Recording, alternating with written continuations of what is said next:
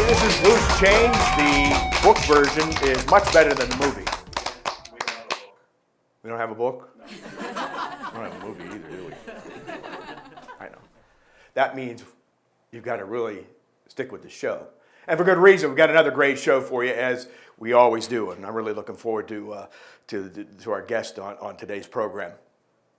Speaking of movies, recently we had the 25th anniversary of the popular movie Major League, of course, centered around the Cleveland Indians. And you probably remember Charlie Sheen was the team's closer in the film, Ricky Vaughn. He actually did the pitching, and they said he did a great job. As you can see watching it, a lot of velocity. Today, Charlie's life is more like a starting pitcher. Now he does his best work when he reaches the bottom of the fifth. I guess works for him. What else? Draft Day, the movie about the Cleveland Browns starring Kevin Costner. That's out. That's gotten pretty good reviews so far. Still, for Browns fans, though, not so good when the movie's screenplay is much better than the one the team runs. For now, anyway. I think they're going to do better on that. What else? The NFL schedule is out. And the Browns and Steelers will open the season against each other in Pittsburgh. The Browns will have a bye in Week 4. The Steelers get a bye in Week 12. And then Week 4, also Week 4, Bengals players get a bye. And by Week 7, they'll need an alibi, as those guys usually do. So, this just in. How about this? There's going to be a giant fundraiser held by Clive and Bundy, Paula Dean, and Donald Sterling. They're billing it as a night at the races. Yeah. Also recently, Earth Day. We recognize Earth Day. My family celebrated as we normally do. We all got together and had a big dinner. Then we went out in the backyard and planted a tree. And then my great uncle Frisco came out and soiled himself. Hey, it's Loose Change. John Cullen joins us next. Stick with us. Stand here or move? Okay.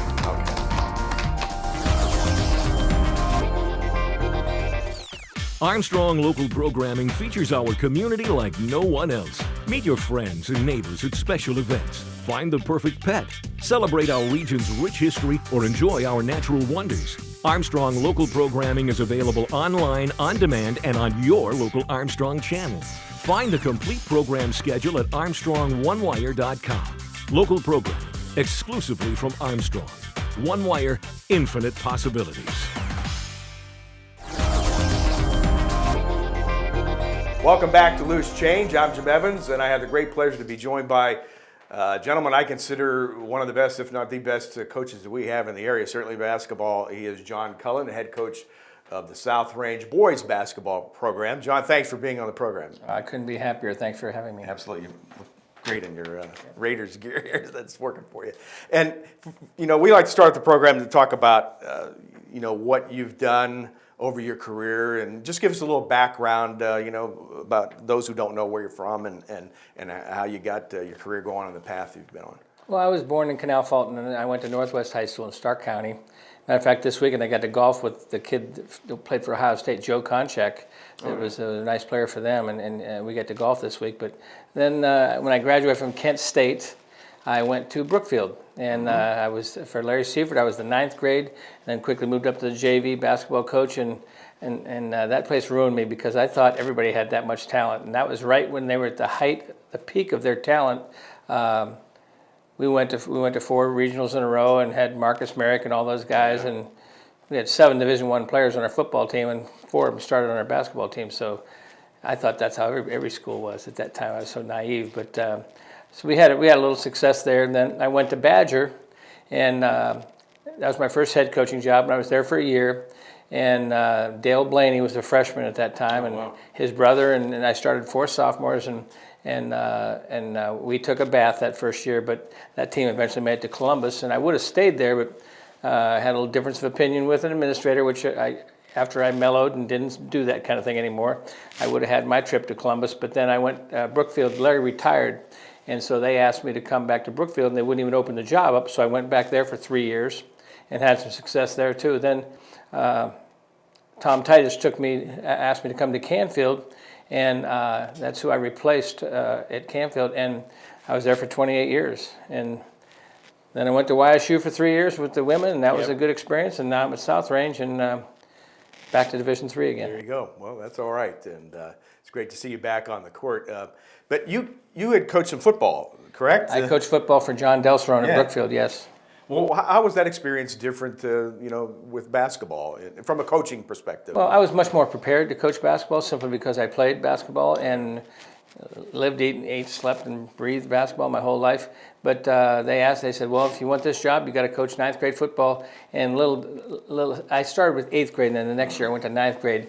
And I thought I was a much better football coach than I expected to be, but I had Marcus Merrick, who was all-time leading tackler at Ohio State, wasn't good enough to start at linebacker for us. We had Johnny Lott and Darwin Ulmer, who were better than him, and my only goal was to try to keep the scores from being too embarrassing for the opponents. Who, if any, you mentioned a couple names, but who, if anyone, was an influence on you in terms of, how you shaped your coaching posture and your philosophies? That's a good question, and I think it's one thing I think a lot of young coaches have got to spend a little more time thinking about, because my first objective was to get around as many successful people as I can and learn and pick their brains, but also live with them and experience with them and go to their practices. So I've gone to at least 3 clinics a year my entire career for 41 years. But my original people that I really spent a lot of time with, one of them was a 7-time state champion in Pennsylvania, Ed McCluskey from the Farrell Steelers, who's probably the best that's ever been in this area. I don't know of anybody like him. Charlie Huggins, who had his 3 state championships in Ohio, and of course Larry Seifert at Brookfield. Those are my 3 biggest influences. And then I was at Dean Smith's practices, was the best practice I was ever at. I was at Coach K's, Bobby Knight's. I was at all those things. But so I've just always been a wide-eyed person trying to find the best way to do things. Got to be a sponge. You got to be a sponge, and you got to evolve. That's the thing that I think I've done the most of is I haven't gotten stuck in my ways. I've just evolved into whatever my team needs from me. So when I get a team with certain skills, I can provide them with a plan that they can do the best they can with. Do you find yourself still perhaps learning as you coach? I read probably an hour and a half to 2 hours every day on a variety of websites, and that's one thing the computer has done is put in touch with everybody. I'll go back and forth once in a while with the skills coach from the Clippers, Kevin Eastman, who is with the Celtics. He's been with Doc Rivers, so I like to go back on his Twitter and do all that kind of stuff. So there's an endless amount of things, and you just have to realize what fits in, and don't try to do everything. But I'm always looking for the next best way to teach something that we already think we do a good job of, and we're looking for a better way of doing it. What would you say is your coaching philosophy? My philosophy is it's changed a little bit when I got on the college side a little bit, but the high school level, we're not in a situation where some schools are, where you're recruiting your players, and we're in a situation where we get different skill sets and different body types and different types of kids. And my goal is to give every team a chance to be the best they can be. And so therefore, what I try to do is I try to figure out as early as I can what they need from me, and then I provide them with that. And then, in 41 years, I probably had a very good marriage, probably 34 of those times. And 8 times, it just hadn't worked. So that's not a bad percentage. No, not at all. You mentioned teaching, and I know just from covering a lot of your games that I can see you still doing that even during the game. And it seems I would say you're as much a teacher as you are a coach. Well, I hated that analogy that every time you ever see a movie, that coach has got a whistle around his neck and a baseball hat on, and he doesn't want to teach, he just wants to coach. And to me, I always use teaching to make me a better coach, and so I really enjoyed teaching class. Okay. And I've always used my coaching to help me be a better teacher as far as connecting with kids and being what they need from me. And I think coaching is the purest form of teaching, because I don't care what class you have, there's going to be a couple kids in there who don't want to be in there. And the thing is, when you're out for a sport, you're out there, that's your choice. It wasn't a required subject, and it's not even, it requires more than some of the subjects do in terms of time commitment and that kind of thing. And when they're there with that kind of attitude, you get the light bulb to go on a lot more times, I think. How has the game at the high school level changed over the years for you from when you first started, or has it much? Oh yeah, it's definitely it's a completely different animal. First of all, society has changed. Right. That's the biggest single thing, and I've spoken about this a couple different places. One of the things, and this is not a totally negative thing, the parental aspect of things has really changed. For one thing, the parents are much more involved in their son's athletic life than my parents were. My dad played catch with me, and that was it. My mom didn't do anything with me as far as sports. All they did was support me and come to the games, but the coach was the coach and they were the parent. And now, because the way there's so many sports that start at such a younger age, the parents are the coaches most of the way up, or at least involved with the coaches. And so that whole scenario, it required me to evolve into a communicator with parents as well as with players. And a lot of coaches shy away from that. I really don't, because I want them to understand, that every kid has his own race he's trying to run. Mm-hmm. But it's not more important than the team's race. And so that's what we have to try to orient parents to, is that we're going to try to help them be the best they can be, but not at the expense of everybody else. How have and you mentioned the society, and every coach I talk to mentions about how dealing with parents has changed. Have the kids changed a whole lot? I mean, again, societal influences, would seem to think so, but I think sometimes the kids have lost. I think one of the things that they've changed is there's not as much natural leadership. Like, you can usually pick the leaders out as they come out. That's not really the case anymore, because we grew up in a neighborhood concept where you jumped on your bike every day and you went home for 15 minutes at different meals, and you were out playing games and organizing your own stuff all day. Now, kids are the most scheduled generation there's ever been. Parents schedule this lesson, that team, that class, or whatever the case might be, and so they don't make many decisions on their own. So therefore, when you ask them to lead, they don't want to, because they don't want to offend anybody. And that doesn't mean you're negative all the time, right. But they're just not used to doing those kind of things. They're used to being led, and out on the court, you need that. So how do you draw that out of? You just have to recognize which kid might. Well, you have to nurture it. It's not something that happens all the time, and you have to include that as part of your drills and as part of your competitions. And the thing is, I always say, leadership isn't something where they vote for captains and it's bestowed upon you. Leadership emerges out of the need to, if you don't do this, we're not going to win. If you don't do this, we're not going to be successful. If you don't do this, we're not going to be close-knit together. And so if you look at the NBA playoffs right now, the leaders are clearly defined, and that's not something the coaches say. And that's what it takes longer in high school, because they haven't had that kind of training as early, because they don't have much leadership when they're younger, but it's required as you get the further on you get into the sport. Do you think? And we always talk about our area, and we know football's the big thing. Has basketball overall, though, improved from when you were getting into it collectively?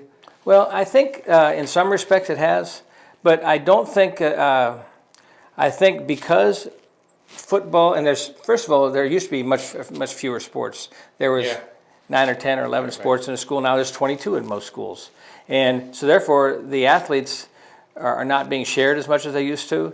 The kids are being forced to pick a sport earlier at an earlier time, because everybody's after, and I don't blame them, they're after the almighty dollar and the scholarship. And the misconception is that the scholarships are easy to come by, and whether you average 12 points a game or 20 points a game in high school doesn't make a bit of difference to recruiters. They're looking for athletes that can fit into their program and the plans they have and that kind of thing. And so therefore, I think a lot of parents have the misconception of what it takes to be a college athlete. And I think sometimes they look at maybe getting a scholarship in certain sports as the same as other sports. Some sports will pay for everything. Some sports, the best you can get is 30%, or maybe even 40%. I think that's the top I've seen in some of those sports. So therefore, to spend all that time and let a kid miss out on a variety of experiences really is a shame, because a kid's it becomes a job to them a lot earlier than it used to. Is that good or bad? That's bad. To me, that's bad, because you only have a chance to get 12, and a really unusual kid, maybe 16 varsity letters. And if you limit that to 4 or 3, that's really a shame, because then you could have had a lot more fun in your high school career and then going on to your college career. Because high school is supposed to be one of the most fun times of your life, and it isn't always, with all this pressure on kids now, academically and athletically. South Range Boys head basketball coach John Cullen with us. We're going to take a quick break and we'll be back more with John. It's all right here on Loose Change. Hang around. Bigger smiles, louder cheers, longer talks. Enjoy the possibilities more than ever with Armstrong. Armstrong delivers the latest in television, on-demand, multi-room PVR, high definition. Zoom Internet has the speed and reliability you need for all your devices. And it's all backed by local award-winning customer service to keep you connected. Enjoy the possibilities with Armstrong.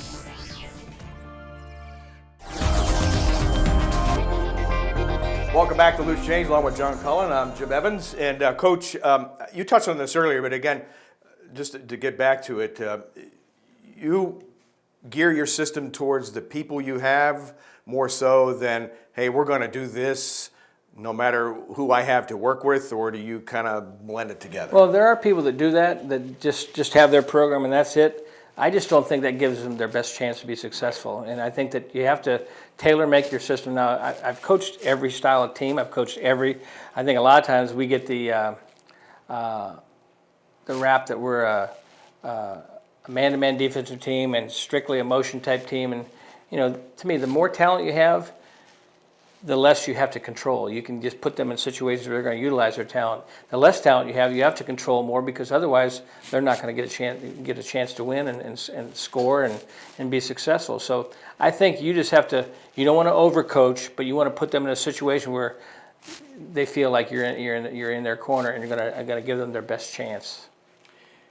You spent the greater part of your time at Canfield. Talk a little bit about your time there. I know I always loved coming over and covering your games, both on TV and radio, and it was a pleasure for me for sure. Well, I've really been, every community I've been has been different. It's been a different type situation. Canfield for me, I was always told before I went there, and excuse this expression, you're going to have a hard time winning there because they're cake eaters, which I guess means they're kind of soft kids that have a comfortable life. And that's not true for everybody. That's true for a lot of people, though. But by the same token, they also are cerebral enough to pick up the program, and there's competitive kids everywhere. You just got to find them. And the parents were very supportive and very, very good to work with. And so for me, it was a good marriage.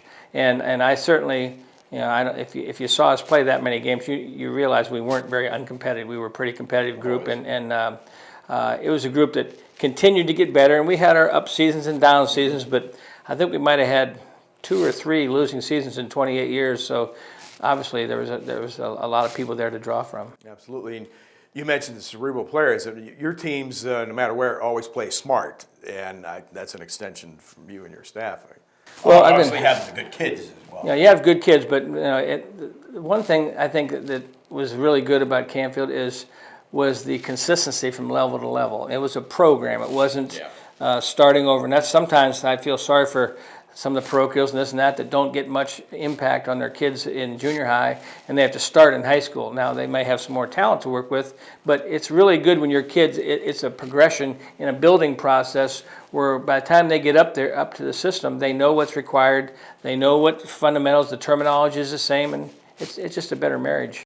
Well, I'll tell you what, too, we talk about high school football in the area and the rivalries, and Canfield-Poland comes to mind, and that certainly carried over into basketball, even more so recent years. Your last several years there, and man, those games were a blast to cover. Packed house, and it's still going that way. But that was fun when you were there as well. It really was. And for one thing, Coach Grisdo was one of my coaches when I got started out, and we've always been good friends and friendly rivals and that kind of thing. And not to change the subject, but now I have 42 guys that were head coaches that were players or coaches of mine, which simply means I probably ruined a lot of people's lives.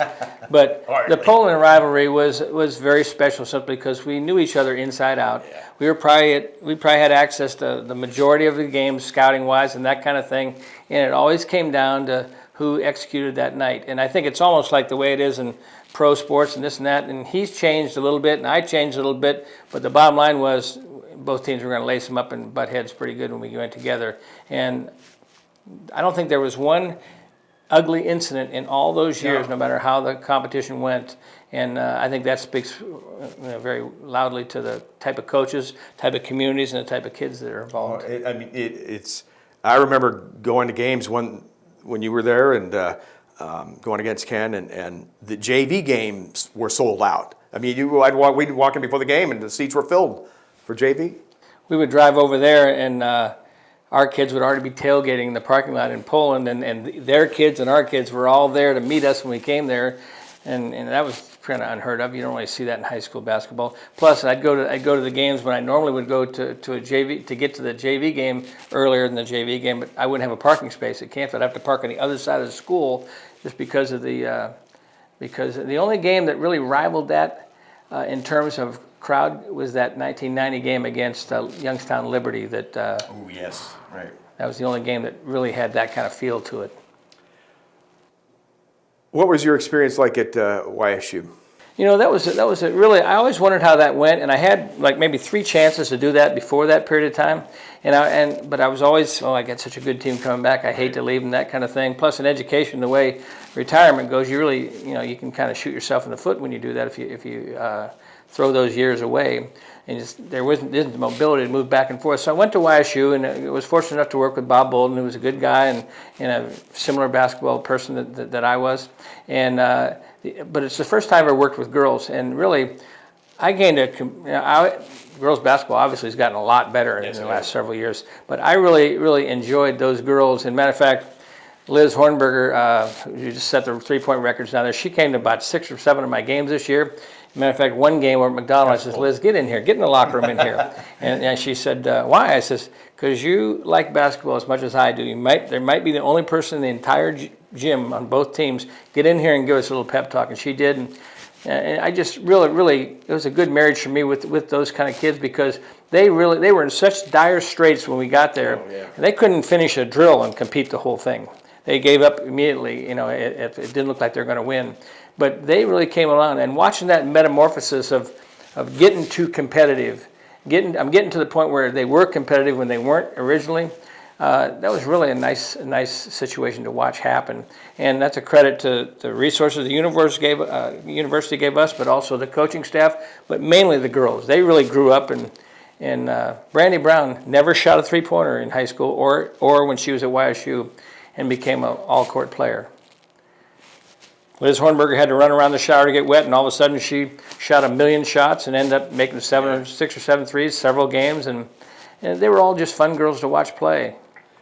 What did you see as the difference between coaching at the high school level, then going to the collegiate level, and dealing with that whole different scenario? Was it a lot as much about maturity from the players as anything else? Or actually, no.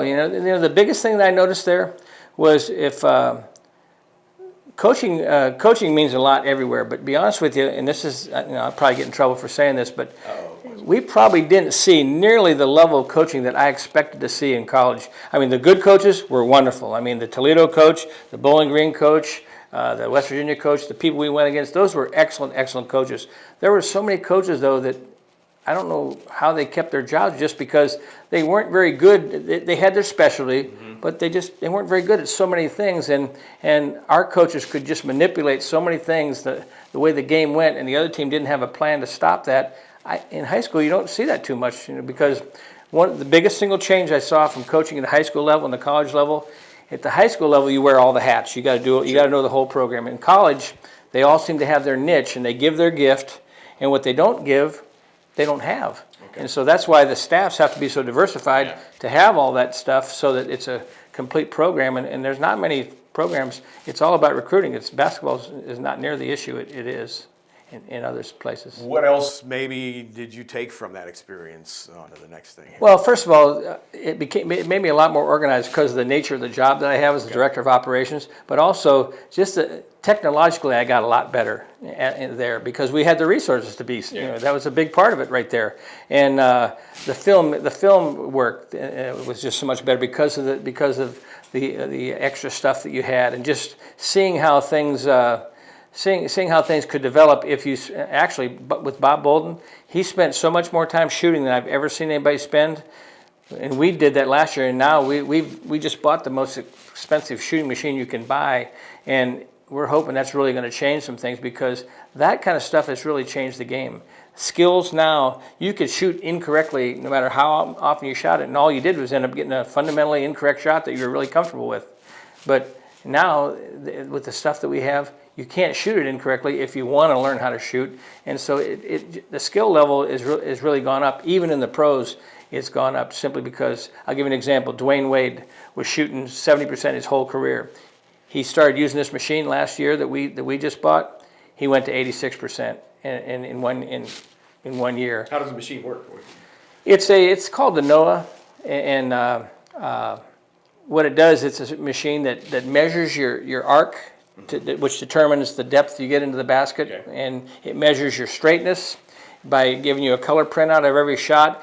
So right now, when Wade goes to the foul line, LeBron will say, hey, 45 and 11, because you want a 45-degree arc, and 11 out of 18 inches, the rim's 18 inches, you want to be at 11 or 12 if you want to get it to the back half of the rim. I always just said back half of the rim. Mm-hmm. And we tried to get even with the top of the backboard, which is about 45-degree arc. Now, there's you get verbally prodded into getting the proper arc. And if you're shooting with a 53-degree arc and you can make shots, fine. But the best you're ever going to be is streaky, because you can't control distance at that shooting at that high.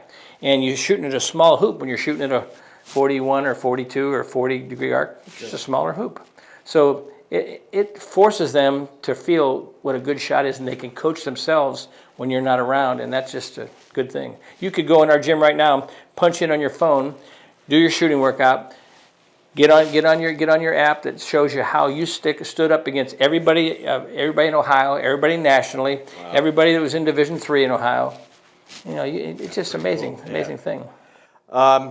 We're winding down here, but that situation changes at YSU, and you move on now to South Range, a great community, and people passionate about academics and athletics. And talk briefly, if you would, about what you're doing here to build this program. Well, I think the biggest thing, if you'll see a lot of very successful programs out there right now, and boys basketball isn't as much as it needs to be yet. And I think that the reason why, for example, baseball is a very successful program, because there's a culture of expectations of baseball, and softball is very good, and girls basketball is very good, and track is very good. And we're going to get to that point, but there's no shortcuts. You have to go through the process, and that's what I think a lot of people don't realize. It's not something that's bestowed upon you. You have to go through the process where there's no shortcuts, and then all of a sudden, when you get enough people in that process, that's when the results start to happen. And so the really successful basketball programs like we were at Canfield, because that was the process that they went in from 4th grade all the way up, and we were with them the whole way through. Well, unfortunately, we're out of time, and I know we can spend a heck of a lot more time. Maybe we'll do that again in the future. And I know your success speaks for itself, and more to come here at South Range. Thanks so much for your time. Thanks so much for having me. I appreciate it. Great seeing you. John Cullen. All right, we'll take our final break, and then we'll get out of here. It's Loose Change. Hang with us. Enjoy the convenience of home phone service from Armstrong. Armstrong Telephone delivers reliability you can't get with a cell phone. All your calling is one low monthly price, no confusing rate plan. Your favorite calling features are included. Check out the exclusive online management tools, set call forwarding, do not disturb, and more. You can even have your voicemail sent to your email. For great savings, bundle television, telephone, and internet. Armstrong, one wire, infinite possibilities. That's going to do it for today's program. Thanks so much to John Cullen, Greg Roden. I'm Jim Evans. We'll see you next time right here on Loose Change. Stay loose and don't change.